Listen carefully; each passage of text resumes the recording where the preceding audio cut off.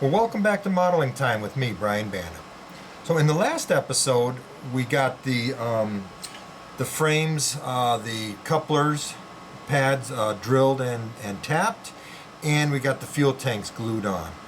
As you can see, I've got, let's see if you can see that. Get that in focus there. I've got the CA over the end of the tank there and there, and I've got, you saw me put the CA on the bottom, so I've got the tanks all taken care of. Now it's time to clean up that CA. So I've got 3 of the frames done, I got 3 to do, and then we'll get over to the mill. Well, I don't have 3 of the frames completely done, I still have to cut the CA off the ends. So let me show you how I do the bottoms, and then we'll take it over to the mill and get everything done, finished up in there. I'll do 1 in the mill and then I'll go ahead and get the rest finished up. Alright, so you see we've got a bead of CA over all the joints.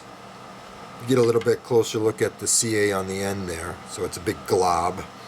We'll use the mill and just face both ends of the tank off so that it'll be smooth and there'll be no more joint where the tanks clip together. So to get the bottom off, it's very, very easy. I'm going to get my optivisors on so I can see what I'm doing. So just take a number 11 blade, keep this on camera here, get the light in on it. I got the camera over to the side. I think it's a little bit better than putting it directly over. Maybe you can see better what I'm doing. So now I just want to keep the frame from rocking back and forth, so I'll just hold it down. Take the knife, and I want the blade to be mostly on the metal part because we're going to use the metal as the guide. And then come in here and I can just start slicing. See if I can get this on camera better. I know my hand keeps getting in the way.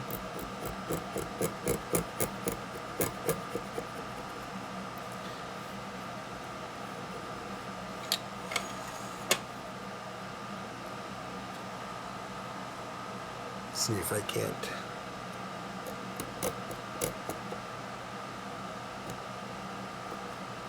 And there's a bigger glob on the end, so it takes a little bit more slicing to get that down to the plastic level.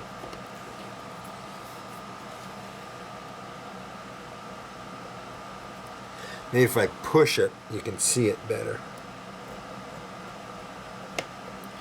But pushing it is more dangerous. You might cut in. I'm starting to cut in there.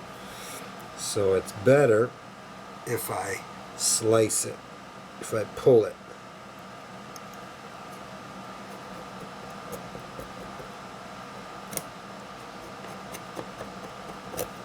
You see, I cut a little bit of the tank here, but that's because it was sticking up above the surface of the metal. So I want to get this all down even with the surface of the metal.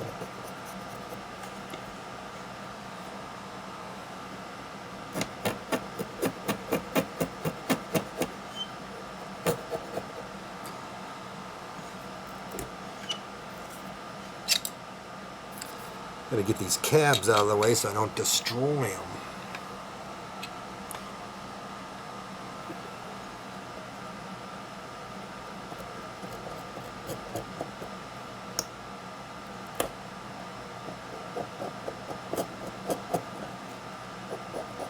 There.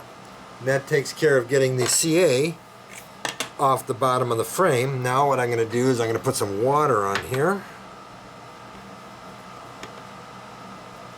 And I'm going to take a sanding stick and we're just going to smooth all that out.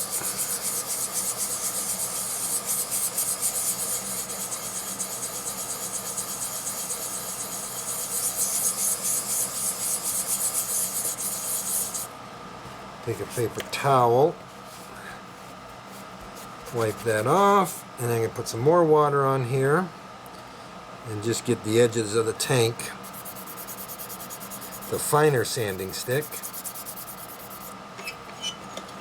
You don't have to do a whole lot.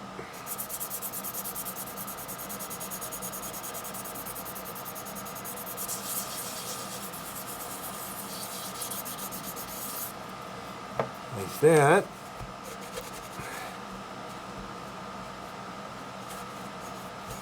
and that's it. So that takes care of the bottom of the tank. So we got that all smoothed off. Tank's glued on there well. And the last thing I have to do before I go to the mill is, since this surface of the frame right here is going to be sitting on top of the vise, I have to take these tabs off. These tabs are not needed anymore since the tank is glued in place.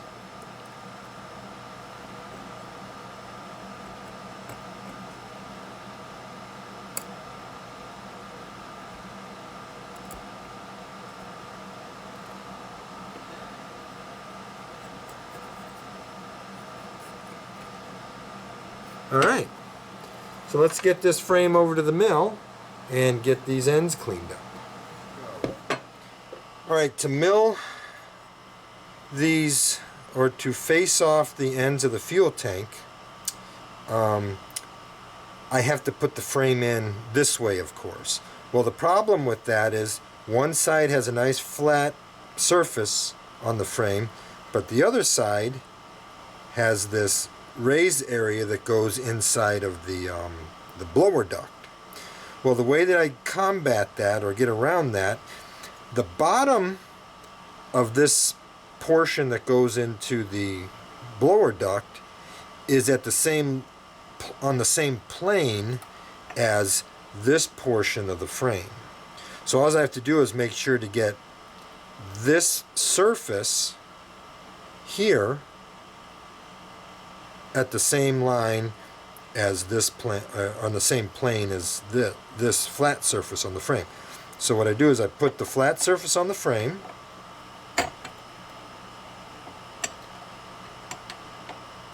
there we go. So this side has the flat surface. Then I close the vise down just a little bit on the frame, and this surface where the portion that goes into the blower duct is slightly above the top of the vise. So now I'll take a thick scale ruler that's nice and flat, and this frame is only in finger tight. So what I'll do is I'll put it on top of that surface and I'll press it down until it's even with the top of the vise. There we go. And what did I do with my... Oh, there it is. And then I'll tighten it down. Now my frame is level in the vise so that I can cut the ends here now. Alright, so I've got an 1/8 inch milling bit in here, and one of the things I have to be very careful with is that I don't go down too far below this edge of the tank, because the air reservoirs are there. So I just got to make sure that I, be careful with where I'm cutting. Now these tanks do have a slight draft angle starting out at the bottom and in at the, out near the frame and, angling in as it gets to the bottom of the tank. So I have to be aware of that so that I don't cut too deep into the tank. So I'm just going to take light cuts, and as soon as I skim the surface of the tank, then I'll decide how deep I want to go with the cuts.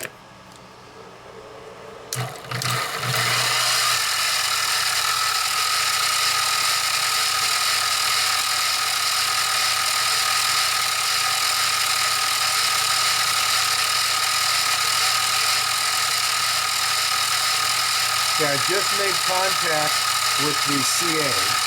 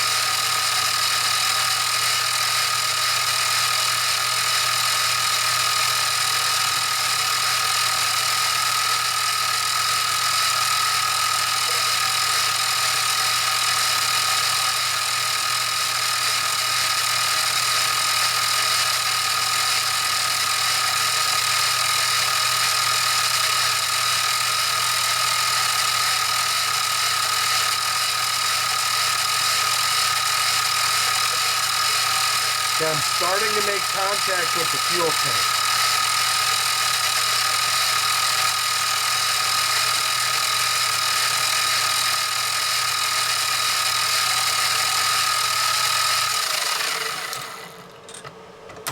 All right, so I made contact with the fuel tank. You can see right on this line here and this line here, but it feathers out, so now I can just take a sanding stick and finish that off and blend all that together, and it should be done. So I'm going to go ahead and get the other side done and then the other 5 frames. So now you see the process I go through to clean off the ends of the tank, and that's pretty smooth. I don't have any, although it may look like there's some lines in there. The CA is clear in a lot of the spots, so it looks like you see darker cavities and stuff, but it's smooth all the way across.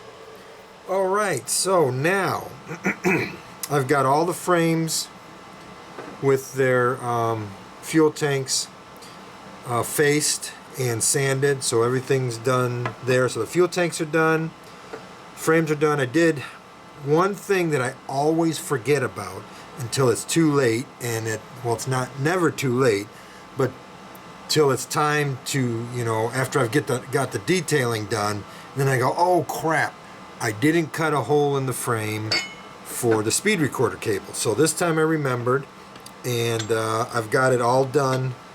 See right there. What I did is just set the milling vise up, so all I have to do is slide the frame in and then plunge cut it with a 16th inch milling bit, and so they're all in the same place. Now, one of the things to keep in mind too is if you think you know everything, you don't. So double check and triple check your prototype photos. Even though I'm not building prototype models per se, I guess you could call these prototype models, because who has set the standards for prototype modeling? Nobody really does. They can go from the minimal detailing all the way up to detailing to the 9s and fine scale models. So these could still be prototype models. But anyway, what I'm getting at is, even though I'm not building these to be super detailed and such, I still want them to be correct for the model that they're representing, for the major features. One of those major features is the the fuel gauge. Now the KATO model has it on both sides of the fuel tank. For 3 of these units, all of the Missouri Pacific, the TNP and the Missouri Pacific ones, the fuel gauge is on both sides of the fuel tank. But for the 3 CNEI ones, the fuel gauge is only on the right side. That would be the engineer's side. So on 3 of these frames, I need to come in and plug the fuel gauge and blend it in. So that's what I'm going to do next, is get that done. So let me get all my stuff together and we'll go over plugging one of these. Alright, so I need to fill 3 of the CNEI fuel gauges. Now I wrote it down and I just went and double checked to make sure what I wrote down was correct. So the fuel gauge is only on the right side. So if this is the front of the frame of the locomotive, so this would be the right side here, and which is the engineer's side. So I need to fill the left side, which is this side. Now typically what I would do, which I've done many times in the past, is to just drill them out and plug them with styrene. But I think I'm going to try the CA route this time and just fill it with CA and then sand it down. I did that on an F unit that had a front headlight. So I put the headlight in, the front headlight in the door, and I needed to fill the door light. And so I put the lens in there, and then I filled around it with CA, and it sanded out beautifully. So I'm going to give that a try with this one. If it doesn't work, no big deal, because I can always just drill it out and put 80,000 styrene in. So I am going to, let me see, make sure this is in focus here.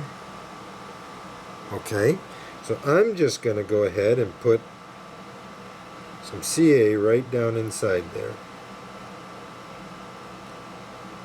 Now, what you don't want to put CA in it where it goes right down the middle because you'll trap air in it.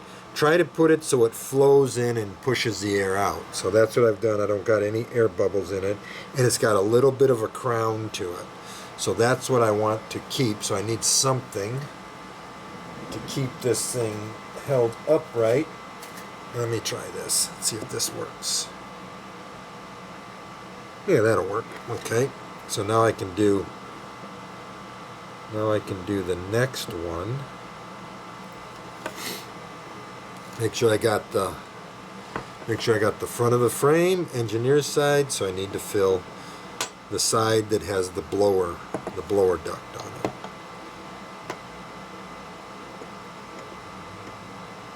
Let me see if I can find something else here. How about this thing? Oh, there we go. Let's do the same thing here and just fill it with CA.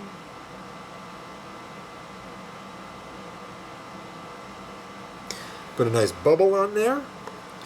And let's set that one aside. And do I have one more block that I can use? Maybe. Let me see if this will work. Okay, so we got the front blower duct side, left side, fill that.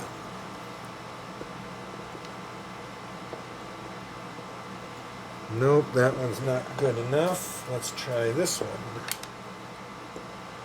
Oh, that'll work. Alright, and one more time.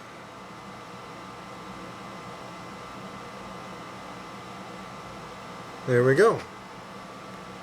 Okay, so now I just got to let those dry, and then I'll come back and I'll slice them and sand them and get them smoothed down with the contour of the tank. So that'll take care of that for right now, and I'll come back and we'll clean them up.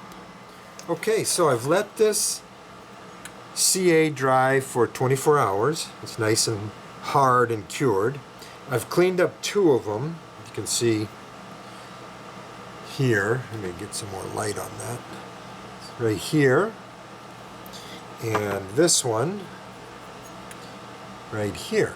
So let's clean up the third one. It goes really fast. So what you're going to need, I've got a medium or a fine sandpaper and a medium sandpaper.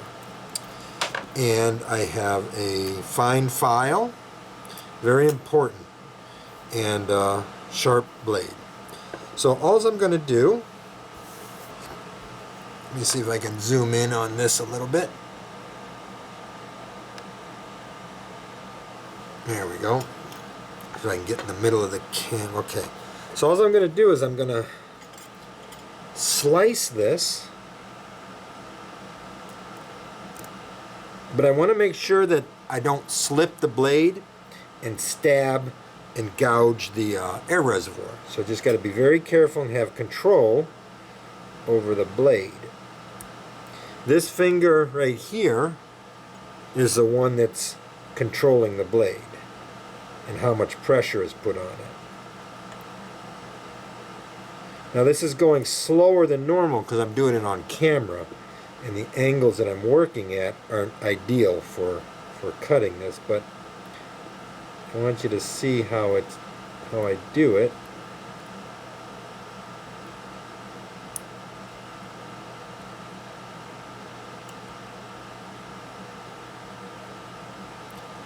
Got to make sure I'm still on camera.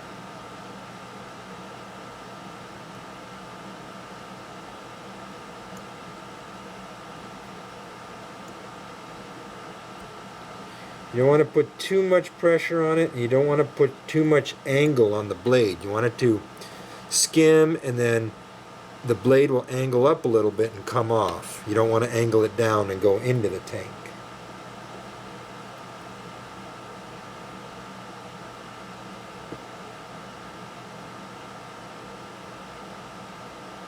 Okay, so that's enough trimming with the blade. Now we're going to use the file. Now the file you know, with files you're supposed to go one way only, but I don't always do that. So, and the reason I use a file, because it doesn't flex. If I use a sanding stick, it has a way of following the contour of what you're sanding. And if it does that, you're not going to get a nice even surface. So I'm going to start here and just go back and forth, and you can feel what you're taking off through the file. Once the file slips along it easily, you've cleaned it all the way down, even with the surface of the fuel tank.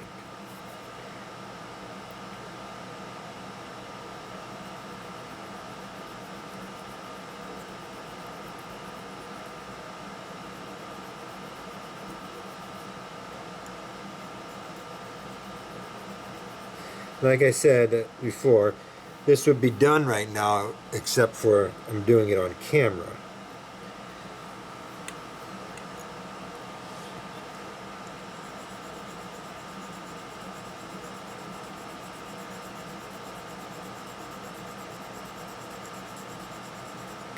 As I'm filing, I'm rotating the fuel tank.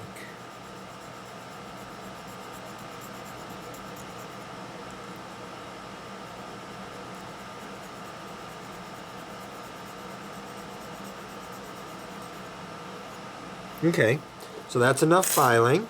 Now I'm going to take some water and I'm going to wet sand it with a medium. Let me see, what grit is that?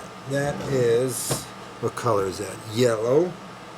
That is a 400 grit sandpaper. And I'm not going to put too much pressure on it, I'm just going to let it glide over it. And as I'm sanding, I'm rotating the tank so I don't put any flat spots on it.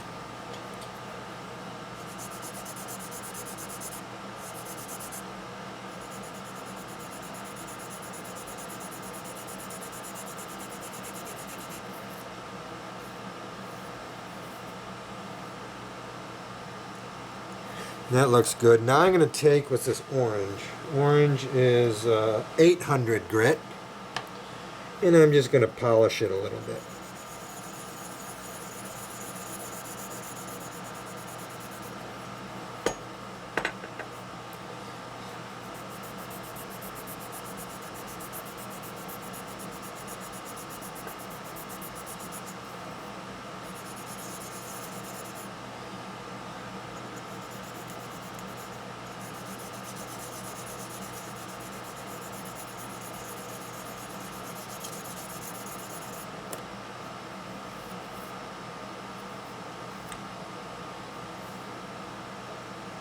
And that takes care of it. And there we have that fuel gauge filled. So the CA worked really well. Now, I've heard that over time CA will shrink, but I don't know. If it does, it does. Nothing I can do about it. I think it worked out really well. And instead of drilling a hole through there and plugging it with styrene and then trying to work the styrene, because the styrene's softer than the tank itself, and trying not to, you know, concave it while you're carving it and stuff. So I think this worked out really, really well. So I've got all the frames done with the fuel tanks. Now what we can do, or what I can do, is I can start adding just a little bit of detail. And what I'm going to add, I'm going to add the fuel drain block along the back of the tank, and then there's 3 drain plugs on the front. So I'll get everything ready and get all that stuff out, and then we'll glue them on. Okay, so I've got all the frames all set up. I've got the Canon & Company drain blocks that go on the back of the tank, and I've got these Grant Line number 5135 hex bolt heads. So these will go on the front of the tank. So there's really not a whole lot to see here as far as what I'm doing. I'm just gluing these onto the back of the tank, and I'm gluing these onto the front of the tank. For the back of the tank, you just center.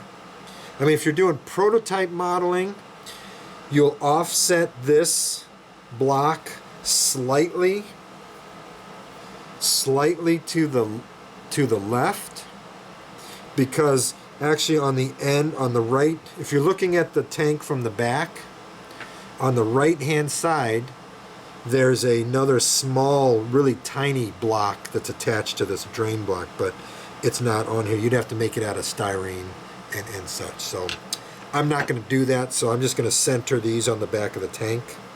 And on the front of the tank, you'll have a bolt head. Let's see if I can get this. There we go. You have a bolt head in the center, and then you see where the tank curves here and then goes flat on the bottom. On the prototype, the tanks are not flat on the bottom. They have, the curvature comes in a little bit, there's another curvature, and then the curvature of this side. So the tanks are made in 3 parts. Actually, they're made in 4 parts because there's actually a weld line down the center of the tank, but I'm not even going to bother putting that in. Well, maybe I will, I don't know. I forgot about that, but we'll see. I don't think so. So anyway, see where the tank curves here? Just where it goes flat, just to the inside of that will be a bolt head and another bolt head on the other side. So they're equal distance across. And actually they're not really bolt heads, they're plugs. But the bolt head serves the purpose of making it look like what's supposed to be there. So, and on the Grant line, they come with this, let me get one of these out of here. They come with this pin on here on the sprue. I don't use that because it's off-center to the bolt head. So if you drill your holes on center where you want them to be, the bolts are going to be off-center. So I just cut it right up next to the bolt, and I glue it on. When the bolt or the detail is dry, when the glue is cured and the detail is dry, I come back and I cut the, I glue the nut on, and the nut has the bolt that sticks out a little bit. So what I do, the threaded part that sticks out a little bit. So after it's all cured, I come back and I cut that threaded part off so it looks like a bolt. And I cut it, and then I sand it all down a little bit, and it gives you the right look that you're after. So I'm going to go ahead and put those on, and when I'm done, I'll show you what it all looks like. Okay, so I don't need to show you how to glue stuff on, but I will show you how I hold my frame so that I can glue it on. So I need to glue the bolt heads on here. So I have this little vise that I've always used. What's nice about it is this draft gearbox area fits down into the opening there in the vise real nicely. And then just close it in on it. And now I can work hands-free on the vise. So now, let me move these frames out of the way here so I can get into the, there we go. So now I can take one of these bolt heads, and what's nice about it, same with on the back of the tank when I put the block on here, when I glued these tanks on, there's a nice natural center line on the tank right there where the tank clip goes together. So that's your center for the front and the back, so you can use that. So I'll just take a bolt head or a screw. Now my favorite cement lately, although I do like the Tamiya extra thin cement, I now get the Tamiya extra thin quick setting cement, and I believe it's an MEK mix, and believe it or not, it actually glues to ABS. So those Canon parts glued real nicely to the ABS.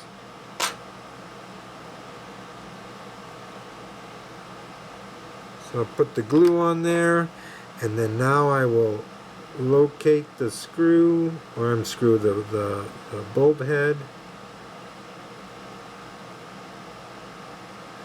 This cement dries really fast, or evaporates really fast.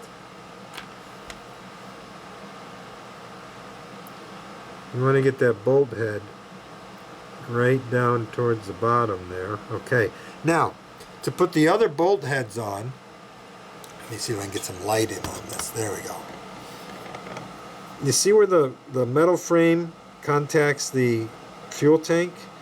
Well, if you follow that line straight up, there's a parting line, a mold parting line on the bottom of the fuel tank. That is what you want to line up this bolt with. Or, I keep calling it a bolt, so I'm going to continue to keep calling it a bolt, but you all understand what I'm talking about. It's a plug. So I have to turn it this way so I can see.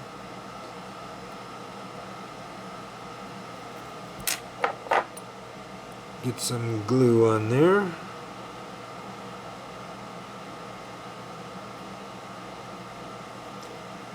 And now position it.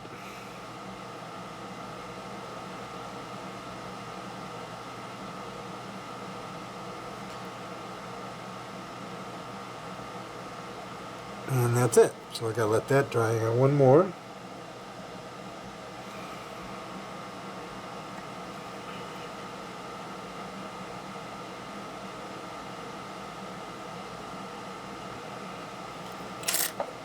Every now and then I gotta clean these tweezers off because things stick to them.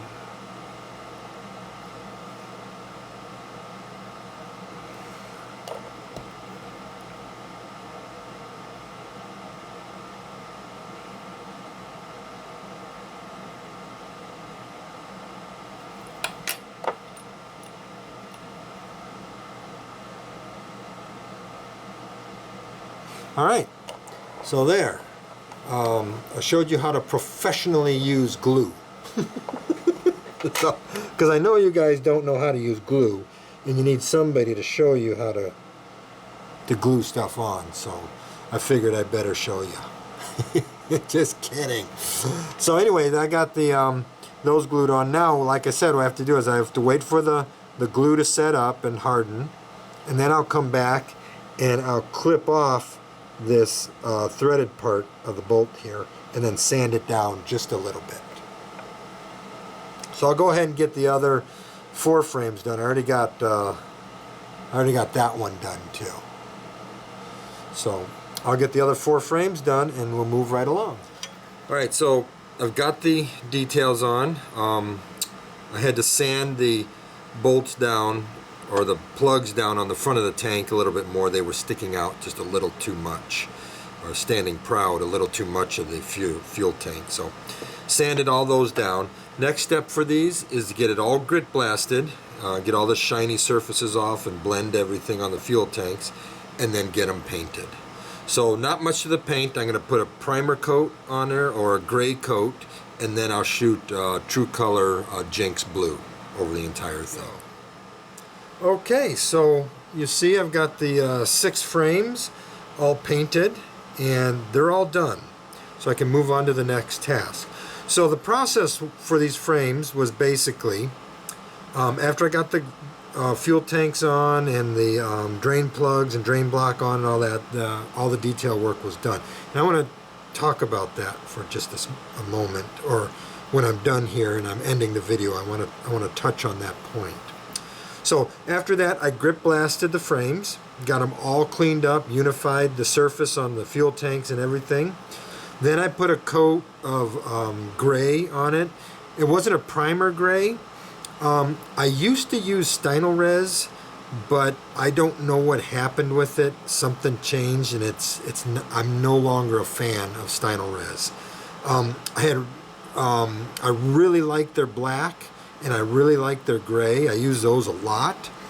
And I use the gray as a primer, and I use the black for anything I needed to paint black. Well, I ran out of black and I ordered some new stuff. I ordered the big like quart container, or the large size one, and after I got it, it didn't smell the same. It didn't dry the same. It didn't shoot out of the airbrush the same. When it dried, the color, or not the color, black is black, but the tone or the finish was inconsistent. And what I mean by that, the original bottles that I got when I'd shoot the black on, it was a uniform finish all the way across the model. No matter how much I put on or how little I put on, it was a uniform finish. With this new stuff, some areas were a little shinier than other areas, and it just didn't work out right. So I just threw it all away and said, I'm done with Stynylrez. I'm not going to spend any more money on it. And so I used, for the gray primer on these, I used Tamiya XF80. That's the Royal Light Gray. I use that as my CPT&C Hopper Gray color, but it works really nice. Then when that dried, I shot True Color Paint, Jenks Blue over these. Let that dry. It came out really nice. The finish. After I learned how to paint True Color paint, I'm a fan of it. I used to pull back a little bit further from the subject and paint, and it would dry and get that like sandpaper look to it and stuff. And like, I don't know how to shoot this stuff. But then a long time ago, a friend I used to have was painting a GP15, Missouri Pacific GP15, and he was like really up close shooting it at full pressure, and I'm like, wow, that is a lot of dust coming off of there and stuff like that. But he got a glass finish to it. It was so glossy and beautiful. And so I remembered that, and I did the same thing here, and it came out exactly the same. I was like, wow, he really, without even knowing, he taught me how to paint with True Color paint, and that's really cool. So anyway, so I put the True Color paint on. The other thing I like about True Color paint is it dries really fast. So I put that on. After it dried for about 2 hours, I let it cure for a couple hours. I put All Clad Aqua Gloss on it. Now you're thinking, well, it's already a gloss finish. Why do you have to put another gloss over it? Well, there's a couple things, actually more than 2 things that I like about All Clad Aqua Gloss. One, it is a super hard finish when it cures. It takes about 6 hours to cure, but it dries to the touch before you're done putting it on your model. So you can pick the model up, you can turn it over, spray it, and turn it stuff like it's dry, but it fully cures in about, I'd say about 6 hours, and it is rock hard, and it unifies the finish. So if you've got a little bit glossier finish in one spot and slightly less glossy next to it, you put the Aqua Gloss on it, and it unifies that finish all the way across. So it does that. It puts a super high gloss finish on it if you need to do any decaling, which I did on the bottom here. I had these decals for a long time, so I think, you know what, I'm going to put them on the bottom. I put my name on the bottom of my model there. Heck, I had them. The reason I have those is because the group that I run with, the Sipping and Switching Society of North Carolina, you know, they put different colors and stuff on the bottom of their freight cars because their freight cars are all over this gigantic layout. So they have a way of identifying their own cars. Well, when I have decals made, I just made, you know, I put my name on the decal sheet, and some of them just have my initials and stuff like that. But I have yet to even put them on my cars, and I've got 70 cars here. So I was like, well, that idea went out the window. So I figured, you know what, I'm going to put them on the bottom of these. What the heck, nobody's going to see it. So anyway, so after I put the Aqua Gloss on, sorry about the little sideshow there. After I put the Aqua Gloss on, I let it dry for a couple hours, and then I put the decals on. I shot a gloss coat over the decals, and then I let that dry for about 20 minutes, half hour, and then I put a satin varnish on these. I like the look of a satin varnish. I'm trying to talk too fast. So my satin varnish is 2/3 Tamiya flat varnish or clear flat, 1/3 Tamiya gloss. Now don't mistake flat base for a flat finish. It's not the same. So do not use flat base. So it's 2/3 flat to 1/3 gloss. So basically I dump 2 bottles of flat and 1 bottle of gloss into a larger bottle, mix it up, and then I thin that 50% with Mr. Leveling Thinner. And that's the other thing that I did different than what my friend did that I used to have. He used, of course, the True Color paint thinner. I use Mr. Leveling Thinner with my True Color paint. And I thin the True Color paint 1:1. So it comes out really, really nice. These are the ones that had the fuel gauge removed, so you can see there's no sign of it. And let me zoom in on that a little. Let me straighten this camera out a little bit. Oop, a little too much. Get it to focus in. There we go. So there's the side that doesn't have the fuel gauge on it. And so these frames are all done, and that finishes the framework. Well, that takes care of working on the frames. I said I wanted to touch a little bit on the details that I put on the fuel tank, the drain block and the 3 bolt or plugs at the front of the tank. I really should not have done that. You really can't see them, nobody's going to notice them. And plus, the way that I'm building this model, I don't really want to add fine details like that. If I was doing an RPM model, like if I was doing those 6 models as RPM models, the first thing I wouldn't probably finish them. It'd take me freaking forever to finish them. I'd probably lose interest after the first one. But like last night when I finished putting those on and I was getting ready to turn in for the night and stuff like that, I was thinking, oh, you know what? Maybe I should put that that weld bead down the center of the tank. And then, you know, if I do that, I need to put the top sheet on because the weld bead doesn't go over the top of the tank because it stops at the top sheet. And then I'm thinking, well, if I do that, then I need to cut those drain plugs and drain block out, you know, and put the end sheets in, and it just snowballed. And I'm like, you should just stop. These models are not meant to be super detailed models.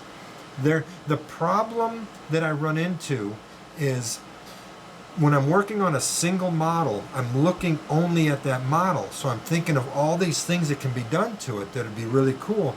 But the big picture is these 6 units in a set.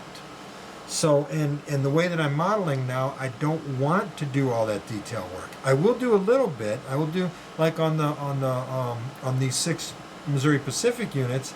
I will put the correct horns on them. I'll put the correct, you know, antenna on them. You know, things like that.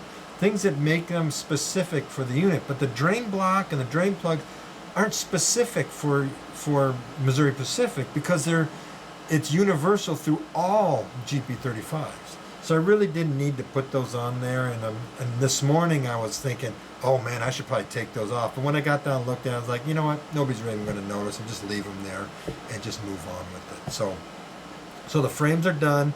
And I cemented these as being Missouri Pacific units, as you can tell, because they're already painted Jinx blue. Prior to that, I was thinking of switching them to Pennsylvania, but then I was like, you know what? I already plugged the sight or the fuel gauge on the left side of these and stuff. And I was like, you know what? They're going to be Missouri Pacific because I really like the look of that in that photo. So that's what they're going to be. So I don't know how long this video ran. Until I, you know, edit it and put it all together. But if you stuck with me this long, I really do appreciate it. I appreciate my audience. I appreciate the kind words you all you know, put in the comments and the questions, and if I can answer them, I will. So again, thank you very much. And the next step in this is to work on the trucks, to get the trucks done. There's not much to do the trucks. I'll put the airline on them, and I'll put the speed recorder on them. Other than that, it's clean them up, grit blast them, paint them, put them back together. And I think you might find something interesting when I put them back together on how to make these things run super quiet. I mean, quieter than whisper quiet. So anyway, again, thank you very much for watching.